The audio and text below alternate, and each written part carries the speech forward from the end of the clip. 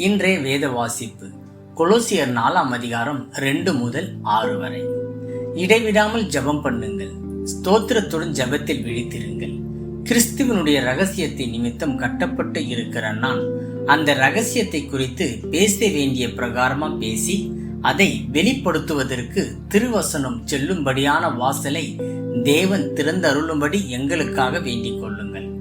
புறம்பே இருக்கிறவர்களுக்கு முன்பாக ஞானமாய் நடந்து காலத்தை பிரயோஜனப்படுத்திக் கொள்ளுங்கள். அவனவனுக்கு இன்னென்னபடி உத்தரவு சொல்ல வேண்டும் என்று நீங்கள் அறியும்படிக்கு உங்கள் வசனம் எப்பொழுதும் கிருபை பொருந்தினதாயும் உப்பால் சார மேறினதாயும் இருப்பதாக. இன்றைய நற்செய்தி. அரட்டை பேருந்து.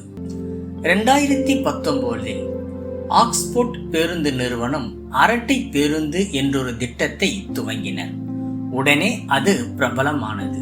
இப்பேருந்தில் குறிப்பிட்ட நபர்கள் விருப்பமுள்ள பிரயாணிகளோடு பேச ஏற்பாடு செய்யப்பட்டு இருந்தனர். 30% பிரிட்டன் மக்கள் ஒரு வாரத்தில் ஒரு நாளாகிலும் அர்த்தமில்லா அரட்டை அடிக்காமல் இருப்பதில்லை என்ற அரசாங்கத்தின் கணக்கெடுப்பிற்கேற்ப இவ்வழிமுறை அமுலாக்கப்பட்டது.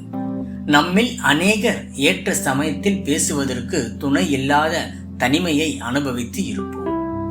என் வாழ்வின் மிக முக்கியமான உரையாடல்களின் மதிப்பை குறிப்பிடுகையில் கிருபை பொருந்திய உரையாடல்களே எனக்கு ஞாபகம் வருகின்றன.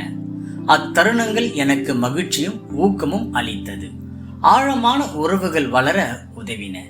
கொலோசிய திருச்சபைக்கு பவுல் எழுதிய நிருபத்தின் முடிவில் தம் வாசகர்களை இயேசுவின் விசுவாசிகளுக்கென்று அங்கீகரிக்கப்பட்ட வாழ்க்கை முறையை சொல்லி ஊக்கப்படுத்துகிறார். இதில் நாம் சந்திக்கும் அனைவரிடமும் நம்முடைய பேச்சின் மூலம் அன்பை வெளிப்படுத்தும் முறைகளை குறிப்பிடுகிறார்.